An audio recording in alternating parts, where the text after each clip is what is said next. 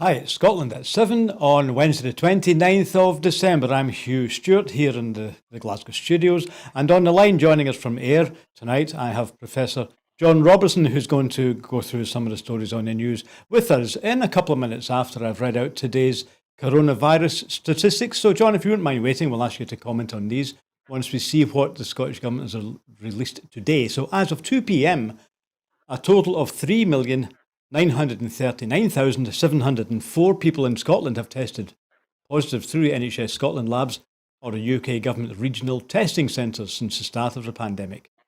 Of these, 3,053,639 have been confirmed negative and 886,065 have tested positive. There are 15,849 new cases of COVID-19 confirmed by a test. That's today's new figures. I'll just repeat that. That's 15,849 new cases today. Although not everyone with the virus will display symptoms, and not all of those with symptoms will be tested. The figures being reported today include a backlog from before Christmas. Unfortunately, there are 3 reported deaths of people who have tested positive. The number of patients in Scotland who have died from complications caused by the coronavirus infection now stands at 9,836. This number only includes those who have died having received a positive test for the virus in the previous 28 days. Of the people who have tested positive, 679 were in hospital last night, 36 of whom were in intensive care. As of 8 a.m. today, 4,380,108 people have received their first dose of the COVID-19 vaccination, and 4,009,886 have received a second dose, while 2,901,719 have received a third or booster dose. The latest UK daily figures show 148,089 patients who tested positive for COVID-19 have sadly died from their illness. That's an increase of 57 since yesterday. This number refers to deaths in all settings and not just in hospitals. So, John, I don't know if you had a chance to pay attention to the detail of all those numbers. I read out twice the daily infections at 15,000, because that's, first of all, I think that's about the biggest I've heard of since I've been looking at these figures daily. Huge increase. But do you think that's possibly a distortion from the weekend's holiday data? Well, it may be partly that, but I think the other thing that's very interesting is the positivity rate in the testing. It's nearly 30%. I mean, that's way out of control. 5% and below, then you're controlling a pandemic. Anything above 5%, and we're talking nearly 30% positivity, that tells you that these figures are a gross understatement of the infection rate. And it's the same in England and elsewhere in the UK. I think 188,000, so it's about the same rate as Scotland. France, 200,000, slightly higher. But for some reason, France's figure is being described as dizzying when the UK figure isn't, even though the UK figure is very similar. So it's clearly out of control. Yes, so we do have, as expected, in fact, and as the First Minister suggested 3 weeks ago, we do have the tsunami. And she did, in fact, say that today. There was, of course, a special online meeting of the Scottish Parliament today, and the First Minister did that. She did make the point. She said the expected huge increase is now with us, and in fact, she doesn't think it's finished yet. There's every chance that will increase. So this is probably a good point to discuss the other question, which is, do we think that Omicron is milder? Because what we have, of course, is a huge increase in infections and the testing positivity percentage, but we don't have a huge increase in numbers in Scotland. So I guess, John, that means one of two things. Either it means it's not happened yet, it's going to happen next week, or else Omicron is actually milder. Now, do you think we have enough data to be able to answer that question yet? Yeah, I don't think we did a week or two ago, but I think we pretty much do now have the evidence to say that it's not going to kill as many, and it's not going to hospitalise as many. But that doesn't take away the fact that it will still hospitalise more, and it will still, because of the sheer numbers, and it will still kill. The hospitalisation increase in parts of England, I think in London, is about 60% up, and the Scottish figure looks to me like about 30% up in the last week. So there are, but ICU numbers seem fairly flat, so that's encouraging, I suppose. But many of these people who don't end up in ICU will still suffer. and will still perhaps have long-term consequences. Yes, again, that's also a point which the First Minister made today, that yes, we still shouldn't forget lots of people will have long COVID. And she also made the point, of course, that we have to keep the restrictions that we have at the moment without increasing them, because she made the point that, for instance, if you don't have huge crowds at football games, that frees up police officers or other professionals who might well be needed elsewhere, when the numbers are, of course, liable to be down because of isolation. And it's not just long COVID. I say this after watching a very good piece by an American epidemiologist, university epidemiologist today, talking about the effect. He reckoned about 1 million dead in the US and about 5 million affected. And he made a very clear distinction between long COVID, which is one thing, a kind of post-viral thing, but he said those 4 million people are scarred. They are more likely to suffer heart problems, more likely to become diabetic and various other conditions because the virus weakens you in other ways, not just in that kind of post-viral ME way. Yep. So virus, yeah, a lot of viruses once they get inside your system, yeah, well, you can't really get rid of the long-term effects. So again, that's obviously another story we will return to. Also on COVID, the First Minister today has announced another £107 million is being allocated to support businesses impacted by the spread of the Omicron variant. This funding follows the initial £100 million lifeline packages, which means the Scottish Government has allocated £207 million out of the £375 million committed to business support. Following discussions with stakeholders, this latest package is targeted at some of the hardest hit sectors, and payments will start in the new year. Business support has been provided to mitigate the impact of the public health measures introduced to limit the rapid spread of the Omicron variant.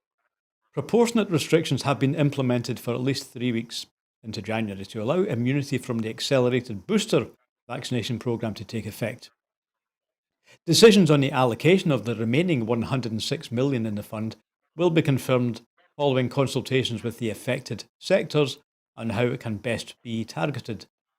This latest £107 million package is broken down into, firstly, £32 million support for hospitality and leisure businesses. Secondly, £10 million targeted at parts of the hospitality industry most severely affected by the requirement for table service.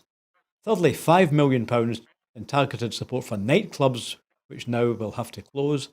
Next, £27 million for culture due to the impact of physical distancing and caps on attendance.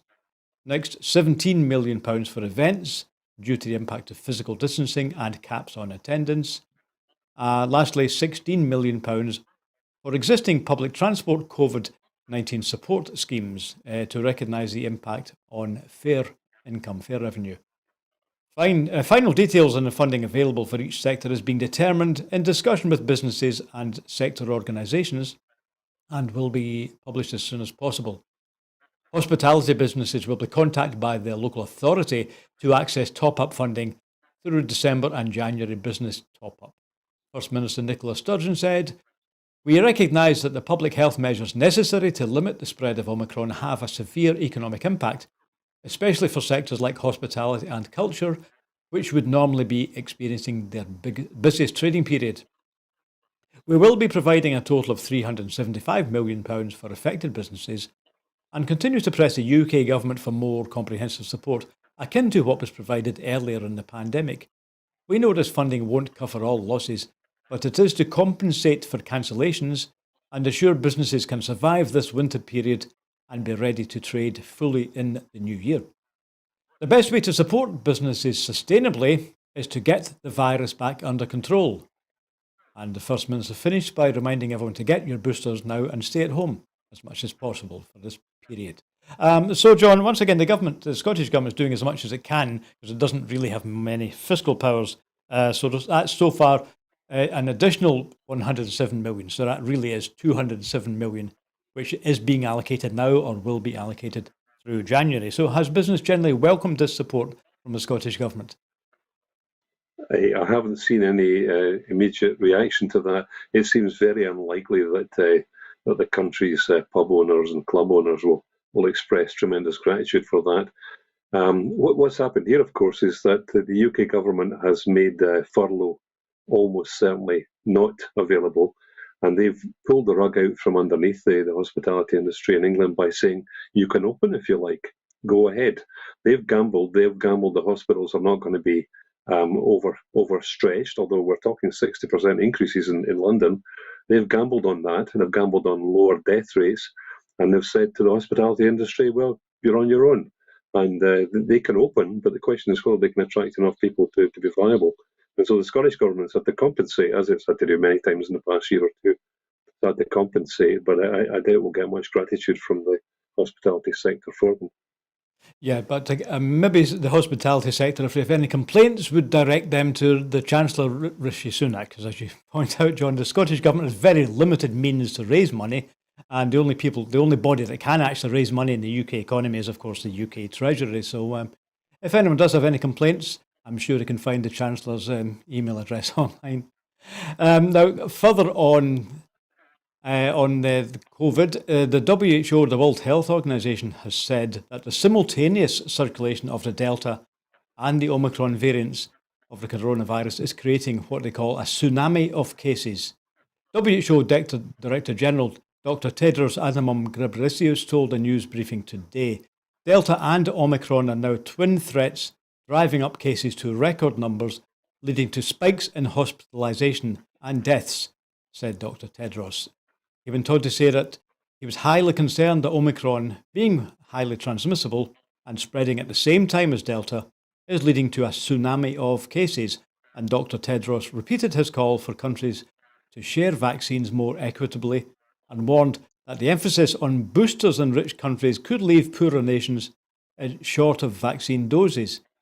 He said that the WHO was campaigning for every country to hit a target of 70% vaccine coverage by the middle of 2022, which would help end the acute phase of the pandemic.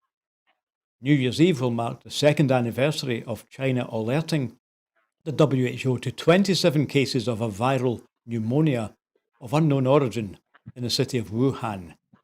Since then, more than 281 million people have been reported to be infected by the novel coronavirus globally, and more than 9 million have died, according to Reuters. So, John, the main story there, of course, is the one we've spoken of before. We're vaccinated. I'm triple vaccinated, and there's even talk of us being quadruple vaccinated. Meanwhile, half the country and half the world and most of Africa hasn't had any, or maybe 3% or something like that. So, do we have a moral dilemma in the West? It's about time we stopped vaccinating ourselves and started looking at the rest of the world. Well, of course we do. Although I'm not sure it has to be a choice between my vaccination and their vaccination. I think I saw something today about the test and trace system in England, and the 37 billion that was spent on that. Someone worked out that you could actually vaccinate the whole world 7 times over for that money alone. So it doesn't have to be that we stop getting vaccinated. There's plenty of money in the world economy and amongst the affluent countries to divert sufficient to pay for vaccines for the rest of the world. It's the same as the old story about, I live in a bungalow and people say to me, well, you can't be a socialist because if it was a socialist country, you'd lose your bungalow. And I said, there's so much wealth there that we can all have a bungalow. And there's so much wealth in the world economy that we can all get vaccinated. Yep. In fact, the other issue, of course, on vaccinations is that, I don't know if you've looked at this, I haven't, but there is the whole question of who owns the patent, who owns the copyright, if you like, for the vaccines. And many countries have said, well, for example, a couple of weeks ago, Uganda buried lots of out-of-date vaccines that had been given by rich countries. I don't know if it came from Europe or America. And they were saying, don't give us your out-of-date junk, give us the means of manufacturing the stuff ourselves. So there's also that question of who owns it, Sure. Who owns the intellectual control of the design. Isn't the AstraZeneca one in the public domain? I thought it was. It was certainly paid for by public money, and so was the Pfizer, which comes from Germany. It says on my Pfizer wee note, wee chit, that comes from a German company. And they certainly got a lot of money from the European Union to develop it. So it's a public investment within private profit. That's the point a lot of people have been making. Exactly. So let's put that back in again. Let's put it back into circulation and give it to people who need it. Also, I'm afraid another story on COVID. You mentioned earlier on, John, of course, that there's a huge number of cases reported in France. So the story reads that France is seeing its own tsunami of COVID-19 infections with over 208,000 cases reported in the past 24 hours. And that's a new France and European record, according to the Health Minister of France, Olivier Véran. France has been breaking infection records repeatedly over the last few days, with Tuesday's 180,000 cases already the highest for a country in Europe, according to data on covidtracker.fr. This means that at 24 hours a day, day and night, every second in our country, 2 French people are diagnosed positive, Monsieur Véran said. We have never experienced such a situation, describing the increase in cases as dizzying. Global COVID-19 infections have hit record highs over the last 7 days as the new Omicron variant spread rapidly, keeping many workers at home and overwhelming testing centres. The situation in France and French hospitals was already worrying because of the Delta variant, Monsieur Véran said, with Omicron yet to have an impact, something he said would happen eventually. While the government has ruled out a curfew in mainland France, the Indian Ocean island of La Réunion, where the number of cases is particularly high, is bringing in a curfew from 9 p.m.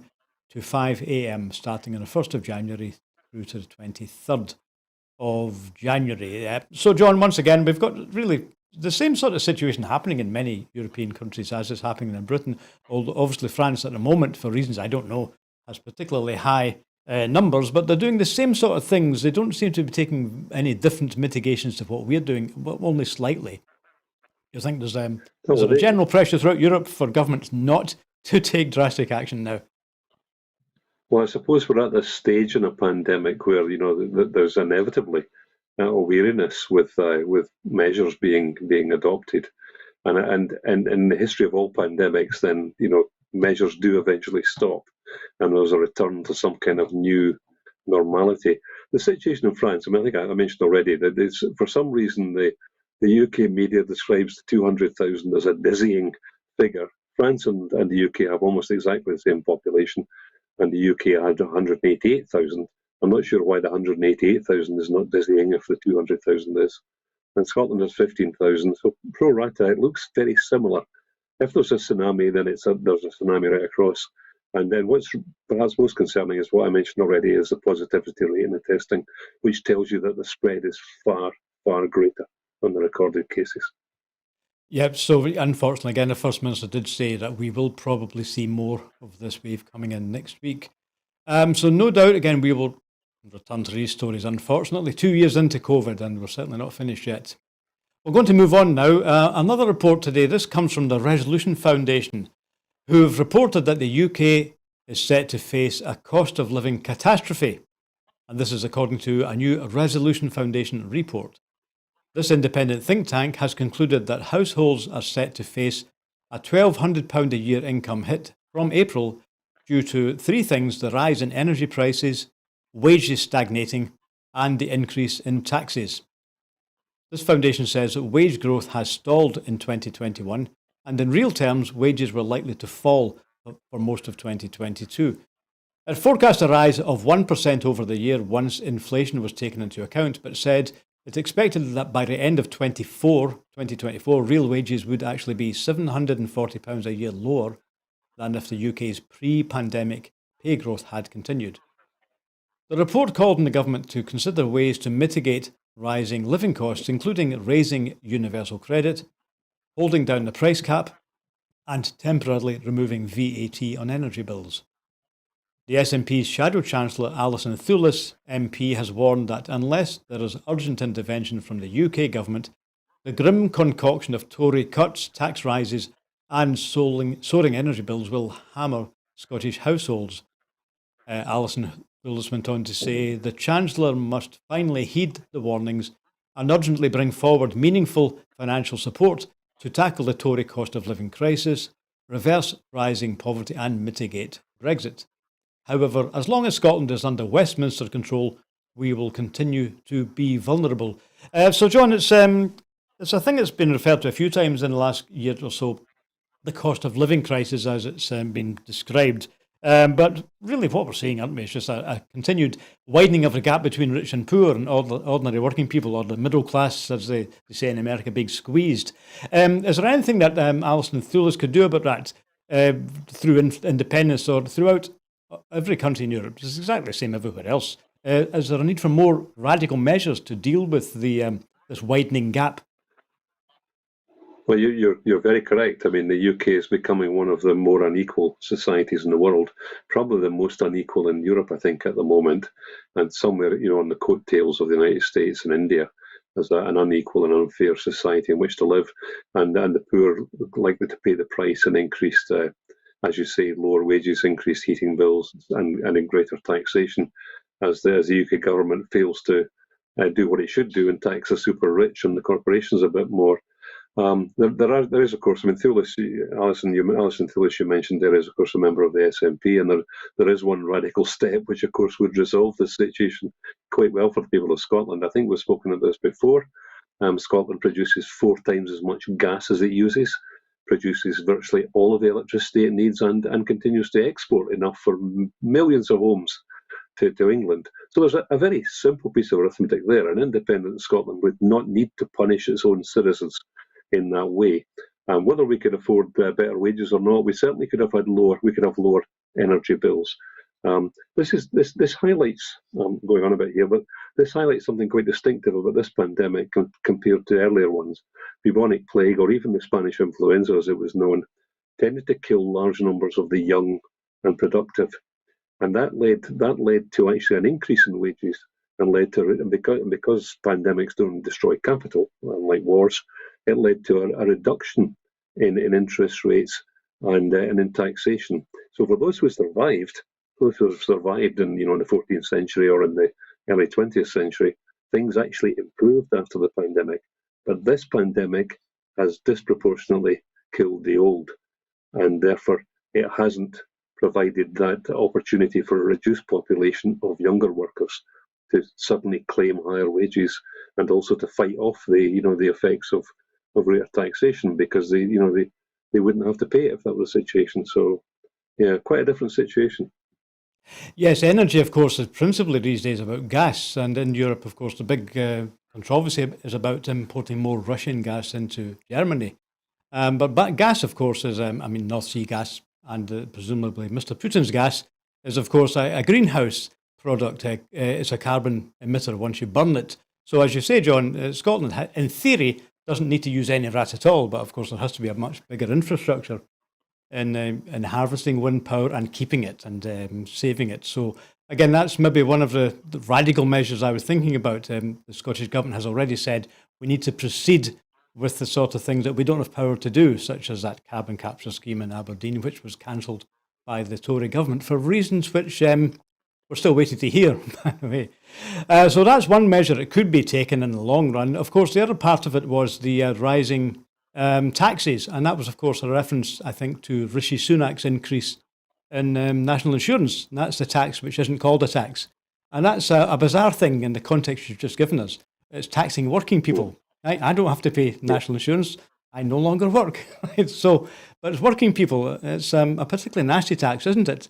Keep you and me going by taxing people who are still working. It's regressive. I mean, the Scottish Government does what it can within its limited scope to actually introduce more progressive taxes, and so it is the case that those on lower incomes pay less tax in Scotland than they do elsewhere. It's not a huge difference, though, and it would require greater control, I think, for it to be a significant difference. Yep, well, as Alison Thulis says, yes, these things are mainly out of Scottish control, and of course, independence would allow at least Scotland to face the possibility of devising new tactics to deal with it. Also, on the question of poverty, really, I think we've a story on zero hours contracts, and I think that's in the same sort of lines, because new statistics out today show that the number of people on 0 hours contracts in Scotland has risen by 11,000 in 2021. These figures, published by the ONS, the Office for National Statistics UK, show that between the months of July and September this year, around 81,000 people in Scotland were employed on a 0 hours contract, a 4% increase on last year.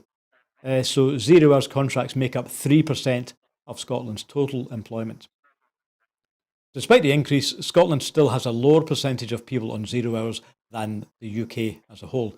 Chris Stevens MP has spoken out robustly against 0 hours contracts in the past and presented a workers' rights bill which would have eliminated them. He has also repeatedly urged the UK government to bring in the it's a promised but long awaited employment bill. Employment law, of course, is reserved to Westminster. SNP's Member of Parliament Martin Doherty Hughes has an employment bill which is due its second reading in Westminster in the House of Commons on the 18th of March next year. The Scottish Government does not directly employ anyone on 0 hours contracts and introduced guidance to ensure that companies bidding for public sector contracts don't use exploitative 0 hours contracts. It's also encouraging business to commit not to using exploitative contracts through its Scottish Business Pledge. So again, John, we have another issue here which certainly is wrapped up with poverty, but again, it's reserved. There's nothing that Scotland can do about it. The SNP has, however, I know, been pushing this bill through Westminster, obviously with some support from other opposition parties. So it mystifies me why we still have 0 hours contracts, because weren't they already ruled out? There was a High Court case, I think it was held in the appeal court this year, against Uber. And that was going through the courts for a number of years. So two taxi drivers, with the help of the trade union, took Uber to an employment tribunal and then the employment appeal tribunal, and they won twice. Uber was defeated, saying that you have to treat these people as employees. You have to pay them sick pay and you have to pay them holiday pay. And then that again Uber's appeal in High Court also failed. So it looks like the law in England, and that applies to Scotland as well for employment law, is saying, if you're employing people for a long period of time on 0 hours contracts, you've actually got to pay them. So why do we still have 0 hours contracts? Well, that's a very good question. I mean, it's a national disgrace that we have 0 hour contracts. I mean, nothing could be more insecure than that. It puts people in a very difficult position, probably increases their mental health concerns, as well as introduces them to greater levels of poverty. I mean, 100 years of the Labour Party in this country, and this is another example of what they failed to achieve, to stamp this kind of thing out. I mean, Scotland, as you pointed out, has less of it, but still has it. And it's the same with living wage employers. Scotland has more living wage employers per head of population, but still we have it. And the Scottish Government does what it can by making sure that none of these companies work for Scottish Government contracts. That's fair enough. But we have a leader of the Labour Party in Scotland whose mum runs a business that he takes shares in, which doesn't offer a living wage. So, I mean, what do we expect? Yeah, indeed. 0 hours contracts have been around for a long time, and there was actually discussion about this under the Blair government. But as you say, John, they never actually firmly moved against it. I think the argument that there's this argument, which I'm not going to back, but the argument is that it's flexible. People like students might want to do a couple of hours here and there and then go and write an essay, and then once they've handed the essay in, go and do another couple of hours. So is there something to be said for flexibility for people like students who are vital, and a lot of businesses in Glasgow couldn't run if it wasn't for part-time student labour, for example? I think if you've got a business that can't run without paying decent wages, it's not a business. Dump it. Fair enough. Yeah. Right, let's move on. Now, the next story we have today is about domestic abuse, John. People across Scotland are being urged to reach out to Scotland's 24/7 domestic abuse helpline this Christmas period and to seek support if they need it. The service remains open over the festive period, including Christmas, Hogmanay and New Year's Day, and anyone in need of support is being encouraged to reach out. Police Scotland can also be contacted at any time of the year to deal with domestic abuse and violence. Audrey Nicholl, MSP, has encouraged men and women in abusive households to reach out for help, with Scottish Women's Aid's domestic abuse and forced marriage helpline remaining open 24/7 throughout the winter period, and people can phone 0800 027 1234. I'll repeat that number. People can call 0800 027 1234 or email by helpline at sdafmh.org.uk. That's sdafmh.org.uk. or chat online on sdafmh.org.uk. I hope that's clear. I'll just say that once again. The online chat is sdafmh.org.uk. The helpline confidentially supports anyone experiencing domestic abuse, as well as concerned family members or friends. The Scottish Government has already taken significant action to tackle and eliminate violence against women and girls, from criminalising coercive control to banning suspected abusers from re-entering the home. Commenting again, Audrey Nicholl, MSP, said, "It is appalling that people, predominantly women, are still subjected to domestic abuse and violence in their own home. But support is available, and I would encourage anyone who needs it to access services that can help.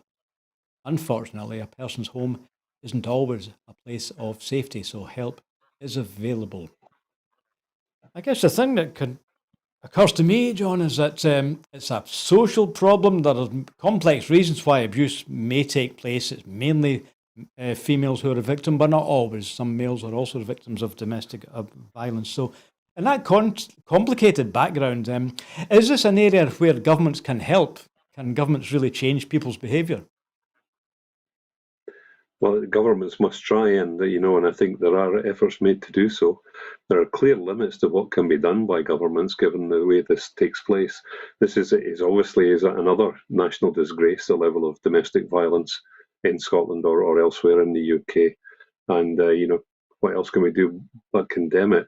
But it's also part of a bigger, a more complex and a wider spectrum of violence in the UK, which derives from its history. This is a country with a long history of imperial adventures, of violence against other people. It's a country in which confrontation is somehow seen as a virtue in our history. It's part of an unequal society. Unequal societies are by definition brutal and violent. They might not always be punching people, but exploiting people in employment or bullying them in the workplace and so on. This is a country with a long history of that.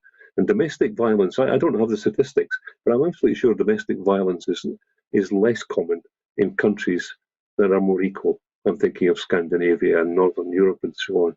I don't have the statistics to hand, but I've read material on this, and there's a very strong correlation between inequality and violence of all kinds. So we need to do something about the wider society. And I think, to be fair, the Scottish Government has in mind a Scandinavian model for Scotland, which would bring with it several benefits. And I think domestic violence would fall as part of that. Yeah, so it's all about saying that if somebody has to go out the house, it has to be the perpetrator, not the victim, who gets told to go and pack their bags and go. Right, yeah, so of course. Again, let me just repeat the helpline. If anybody wishes to contact the 24/7 help and advice that's available, the phone number is 0800 027 1234, and you can email at helpline@sdafmh.org.uk, and the chat line, if you want to just talk to somebody about it, is sdafmh.org.uk. Okay, thank you, John. Now, next story we want to look at tonight is about the news from the other day of the death of Archbishop Desmond Tutu in South Africa. We hear today that mourners have begun a candlelight prayer ceremony outside the Soweto home of the late Archbishop Desmond Tutu, weeping over the memory not only of a world-renowned lion of the anti-apartheid movement, but also of a kind and loyal neighbour. Archbishop Tutu, who died on Sunday at the age of 90, lived for a while on the same township street as his longtime friend Nelson Mandela, where residents take pride in being the only people in the world to grow up next to two Nobel Peace Prize winners as their neighbours. Come December time, Father Tutu and Mum Tutu used to bring groceries for all the grannies here. He used to look after the elders. So losing someone like him is painful. We're filled with tears, said Nikeli Zakela, who told mourners standing alongside the street. Usually abuzz with tourists drawn to its vibrant culture and history as a battleground during white minority rule, Vilakazi Street had a sombre mood as mourners laid flowers and sang gospel hymns outside Archbishop Tutu's home. Bishops and deans of the Anglican Church and the Mayor of Johannesburg lit candles. Johannesburg Mayor Mfo Voltati said Desmond Tutu has served a life of servanthood and did not seek personal gain.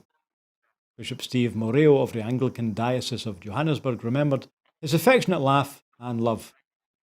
Archbishop Tutu's funeral will be held on Saturday at Cape Town's St George's Cathedral, where he led marches and campaigns to end apartheid from the front steps. Cape Town was preparing to host a tribute in its City Hall this evening for members of Desmond Tutu's family, his foundation, and the various faiths and tribes. Archbishop Tutu will be cremated after Saturday's funeral service and his ashes interned beneath the floor of St George's. So Archbishop Tutu was, of course, known first of all as a fierce critic of the apartheid system, and I suppose he's one of the people who played a big role in bringing it to an end. And also, subsequently, he's been a severe critic of the ANC. It's now impossible to shift the ANC from power, I think, at least for another generation, but they are mired in controversy and indeed corruption. So he's never been slow to speak out. Is that one of the strengths of Archbishop Tutu, that if something was wrong, he said so, he had no hesitation in drawing attention to injustices or lying behaviour? Yeah, it does seem to be the case, and he was a man who certainly saw the positive side in life, didn't he? He was always laughing at this. I've been struck, of course, by the hypocrisy and some of the plaudits he's received from people of a conservative persuasion. As in particular, I thought Keir Starmer's tribute to him was quite remarkable. Tutu was a strong supporter of the Palestinian cause and a very strong critic of Israeli behaviour against the Palestinians. So it's fairly clear Starmer would have kicked him out of the Labour Party. I don't think he would have survived there. It's interesting too that we're hearing of all of this radical movements against, 30, 40 years ago, against anti-apartheid, led by Anglicans. It's maybe Anglicans in South Africa are a bit different, or am I being unfair on Anglicans? Are Christians part of the left in certain circumstances? Well, I'm not a member of I'm not a member of any known religion here. I'm a bit of a fan of the Big Lebowski, so I think I'm a Dudist, but I don't have a lot of time for religious belief, and I think that if Desmond Tutu has been successful, his religion may have played a part in giving him that kind of strength of belief. But I'm afraid for me, it's all delusional. Yeah, I was wondering what your thought of was on that, because clearly he's looked at those parts of the Bible which said, rich man can't enter the kingdom of heaven. Of course, there's a lot in the Bible. You could read it any way you want. But what struck me, looking at his Christianity and radicalism, is that the old South African regime was propped up by Christianity. Because surely I think most people in the old ruling party, the white ruling party, would say they were supporters of the Dutch Reformed Church. So they must have been reading a different bit of the Bible. I think, as you say, there is scope for interpretation there. It's the same, of course, with Karl Marx. I will admit, it's not just all of these big narratives. You can find what you like in them. So I tend to avoid them all. I go along with Bob Dylan most of the time, really. Don't follow leaders, read parking meters. Yeah. However, if we do have to follow leaders, it'd be nice if they had a smile on their face, as you said, John. I don't think I ever saw a picture of Desmond Tutu when he wasn't smiling. So he clearly, let's give the guy credit. He did play a tremendous role in bringing apartheid to an end. So it's goodbye to Archbishop Desmond Tutu. Okay, back to the question of the income crisis. The Scottish Government has today announced projects to support low-income households. They're going to benefit through a funding boost through the Scottish Government's Winter Support Fund. A total of 16 charities will receive a share of over £6 million to provide support for low-income families with direct assistance for living costs, as well as initiatives such as debt advice and parenting helplines.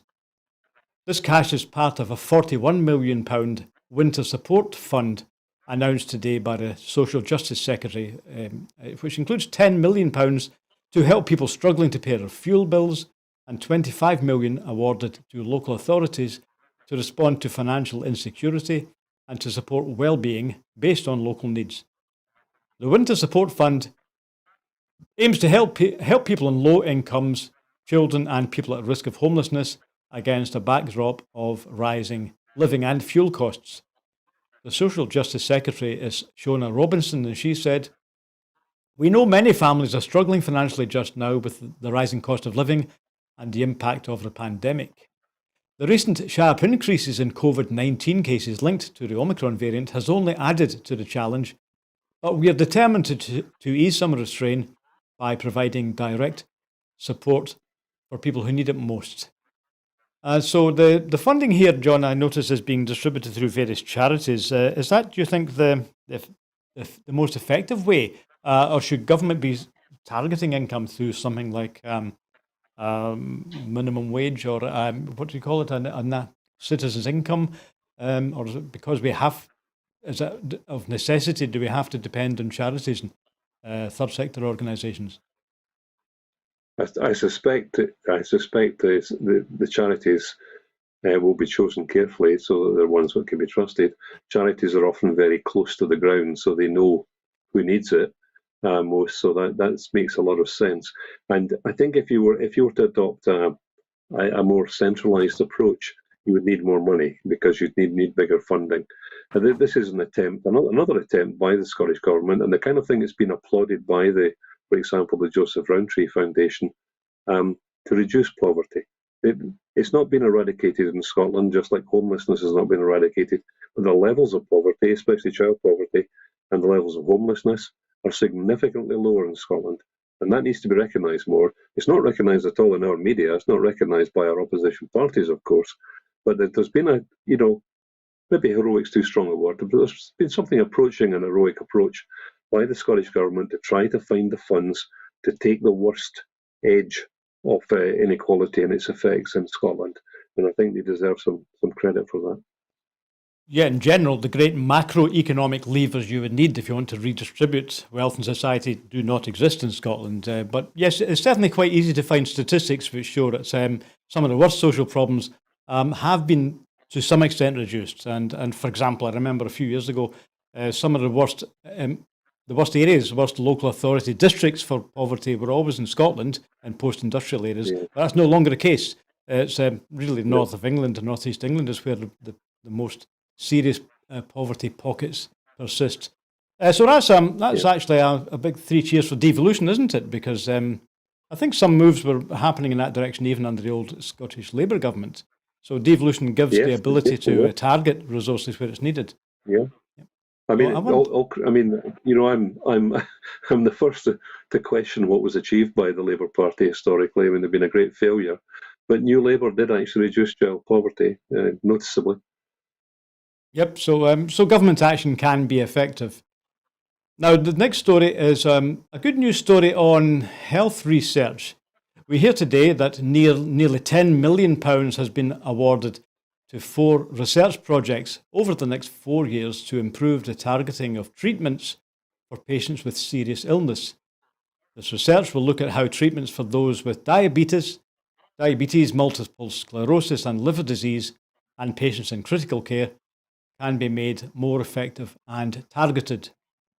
To be precise, the £9.75 million funding has been made through Precision Medicine Alliance Scotland, that's PMAS, a programme for government committed to supporting research in precision medicine. Precision medicine is the tailoring of medical treatment to the individual characteristics of each person. NHS Lothian and NHS Tayside, with their associated universities, those are the Universities of Edinburgh and the University of Dundee, were the most successful research projects. NHS Lothian and the University of Edinburgh will conduct research around critical care, liver disease and multiple sclerosis, while NHS Tayside and the University of Dundee will carry out research relating to diabetes. The Health Secretary Hamza Yousaf said, "This research will tackle health conditions of major importance in Scotland, including diseases which disproportionately impact on those at risk of socio-economic disadvantage. The results will help form a basis for us to look at how treatments can be targeted at those suffering from conditions which can be debilitating." So as I said, John, it's great to be able to read out a good news story because you sometimes get the feeling when we talk about COVID or when we talk about the general aging population that the health service is just health service equals crisis. Don't you ever get that feeling? When in the last 5 years have you ever heard anyone talk about health service without the word crisis coming along? But in spite of all that, the health service is actually doing things. It's finding out new ways of treating. And I think one of the buzzwords of current medicine is about targeting and precision, micromedicine. So it's good, isn't it, to hear that there's actually progress being made in new treatments. It is, and while I'm not in a position to comment on medical matters in any great detail, I noticed that precision medicine, if I can quote here, is the tailoring of medical treatment to the individual characteristics of each person. And I know from personal experience, as will many other people, anybody watching, and you maybe know yourself, that GPs often prescribe something for you that has worked for someone else. And then they discover that it doesn't work for you, so they give you something else that worked for some other people. And it highlights the fact that we're incredibly complex machines, I suppose you might say. Obviously we have existing medications, we have existing lifestyle, diet, and so on. We have existing kind of ways of thinking about the world, our minds, and so it's almost impossible. It's almost impossible to come up with a solution for everybody. And so the whole idea of precision medicine sounds very expensive. Sounds like you maybe need more doctors to do this, but if they're prepared to fund this, then it can only be a good thing. Yeah, so again, this is a research project, so we hope that will lead to more effective targets in the future. Do you think we're moving away from the idea of the NHS being a kind of a mass government-led organisation? There used to be old stories about the NHS about when it was first new, about an apocryphal story goes, the neighbour tells you, oh, he's just been in hospital, and they looked after him, he was put under, and they operated, and they sent him out again, and the neighbour says, what did you have? He says, I don't know. But whatever it is, they fixed it. So I've been moving away from the idea that we're in charge, we'll tell you what you need. It's more towards a sort of a personalising agenda. I think that's been underway for some time. I think it's partly to do with generational change amongst the GPs. It's also, I think, got a lot to do with the increasing number of women at the level of GPs and as consultants in hospitals. There's very strong evidence. I saw something on women surgeons compared to male surgeons. Male surgeons far more likely to intervene to cut something and cut it out and throw it away. Female surgeons much more cautious and careful. So I think that kind of that tendency to respect the patient a bit more, to listen to the patient, I think that is a definite trend that's taking place. I have no statistics to prove it. My own personal experience of female GPs and of what practice nurses, were trained nurses, advanced nurses, is of a greater sensitivity to what I think, and that's a good thing. Yep. So no, I wasn't aware of that difference between male and female approaches. So, but obviously, better tailored treatment can't be a bad thing at all. But let's just conclude by saying that's a great good news story. Can I just ask you about I've got this feeling that we always link NHS to crisis. Is that true, or is it just the fact that people like you and me insist on living longer, right? So we're going to get expensive. That's just the way it goes. I think in Scotland it's almost entirely political. The tendency to use the word crisis is almost entirely correlated with being a member of the opposition parties. I think it's only in Scotland is the health service politicised in this disgraceful way. It doesn't happen in Wales, England, or Northern Ireland. So these crises we keep having in Scotland are not real crises; they're made up. Yep, that's the way it goes. It's expensive. Let's face it; it's expensive keeping an affluent society alive. Okay, so that's a good news story about more research to target precision medicine. Next story, we're going back to a story we discussed last night was on salmon and what's happening to salmon out in the wild seas. Now today we also have a story on cleaning up Scotland's waters, better recycling of fishing equipment, and changing what we flush down the toilet could help to cut the amount of litter in Scotland's waters. These proposals are included in a consultation on an updated marine litter strategy, which aims to prevent litter reaching our seas and shores, to remove rubbish from the marine environment and to strengthen monitoring. Fishing and aquaculture nets and gear are currently difficult to recycle as these are usually made up of multiple materials. Adopting a circular design with standardized materials would make dismantling and recycling easier. This would enable the reuse of valuable materials and reduce the amount of waste that could potentially end up in the water. The draft strategy also includes measures to prevent items like wet wipes or sanitary products from entering our seas through the sewage system. Actions include improvements to sewage system infrastructure and an awareness campaign to promote behavioural change and highlight the inappropriate flushing of sanitary items. To help curb plastic pellets pollution, the strategy includes the development of a certification scheme for businesses handling plastic pellets. This work to be undertaken in collaboration with the plastics industry. Launching the consultation, Environment Minister Mary McCallan said, "Marine litter is a global challenge and we are determined to play our full part in addressing it. That's why we're asking for views on a range of actions which would help to cut the amount of litter and plastic in Scotland's seas." So there are two major sources of plastic pollution here. So we're being nice and calling it litter, but it's actually pollution. So on the one hand, there's the regular plastics, which everyone had their attention drawn to by a famous David Attenborough documentary, I think over a year ago. And on the other hand, there's something I haven't heard of before, which is the actual gear which the fishing industry uses, which hasn't up to now been recyclable. It's just been dumped. So there are two sides to it. But I think they both, I suggest, John, do you agree? We really haven't paid attention to either of those because it's under the sea. It's out of sight and out of mind. Is this a type of pollution that we've just ignored because we didn't bother about it? We couldn't see it.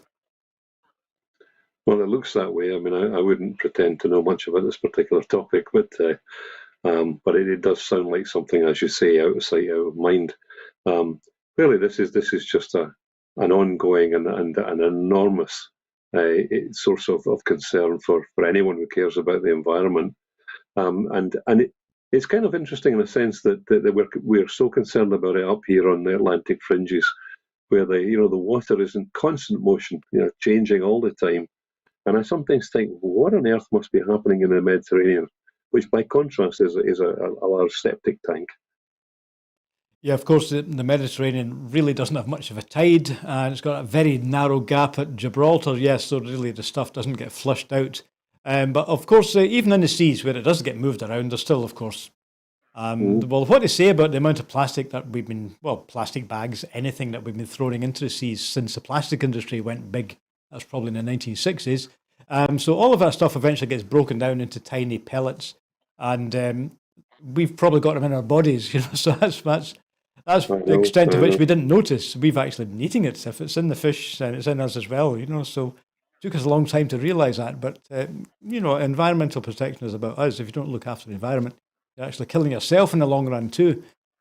So the other thing, is, as I said before, there is that side of it, which is really what David Attenborough was talking about in the famous documentary about really plastics are in the ocean. Plastics are in that environment and you can't get rid of it. But the other issue here is about the actual equipment that's being used. Now, extreme seems to me, because I read about this stuff when I did an environmental MA a few years ago, 30 years ago, people like the car industry were already talking about this circular notion. I think that was in the first part of the story. The idea of the circularity means you put it out and it comes back again. That's what I mean by circular design. So before we make anything, we say, this is what it's made of, and when it's finished, we're going to take these bits back out of it again, and then they can be something else. That's what they call cradle to the grave. So that was being done in the car industry years and years ago. And, BMW used to say 10, 15 years ago, every part of this car can be reused as something else once it's no longer a car. But again, it looks to me like the marine industry has never even considered that. But again, presumably because nobody knew they were doing it. It's underneath the sea. Sure. And a conservative government is not going to be interested in that at all. It's not an issue of concern for their highly individualist way of looking at the world. They work on the assumption that if the environment suffers in some way, they'll go somewhere nice where only elite people can go, which has been protected from pollution. So we're not going to get anywhere with this government doing anything about it. But this is quite general ABC stuff, really, in environmental protection. We do have all of this stuff. The other thing that occurs to me is that, with the moving away from oil and gas and the just transition, that puts the plastic industry itself in a huge dilemma because their plastic, of course, comes from oil, basically. So I wonder if the plastic industry can tidy itself up and sponsor more of the circular economy. So maybe part of the Scottish oil industry can continue making plastics. Some plastics are okay. Plastics are fine as long as we don't chuck it into the ocean. So that's the other issue here about sanitary products or wet wipes. We're not supposed to throw these down the toilet, right? So what sort of behavioural change could the government induce? I don't know if we're planning on public information films or anything like that. Do you think people are themselves aware of how we can contribute or stop the pollution? I think there's fairly clear evidence that younger people are much more aware and sensitive to this than unfortunately the older generation that still has the reins of power in decision making in government. So that we saw that at COP26, didn't we, with the young in the streets in large numbers. So I think the question is, can it happen quick enough? I think if this younger generation gets into positions where it can actually make decisions, I think we might see some action then. But I think unfortunately my generation is just apathetic about all of this. Well, yes, I certainly know young people who would look at you if you give them a plastic straw, right? We shouldn't be using these things at all because that's all rubbish. It's all going to end up in the rivers and the seas eventually. But we don't need to, as I said before, the plastic industry makes perfectly good products. It's okay as long as you don't chuck them in the ocean and don't put them down the toilet. So that's the last story we have tonight, John. So I'm just going to move on to our familiar thanking of our regular subscribers. And can also thank you, John, again for joining us down the line from air. And if I don't see you again, a good new year when it comes. Yeah, you too. Right, thank you. So I'll just summarise tonight then by saying once again, if you're one of our regular subscribers, then it's great to have you on board. So thank you for joining us. And if you'd like to help Broadcasting Scotland extend the range of programmes and maybe employ people on a part-time or full-time basis, we'd love to do that. And we can with your help. So if you look at the website online, if you go on our website, you can certainly click on the donate button there, and for starting off at £5 a month, you could become one of our regular supporters. So I urge you to do that and help us to continue to give you Scotland's news made in Scotland for Scotland. So that's it from me tonight. So thanks for watching Scotland at 7 again, and I'll see you later. Good night.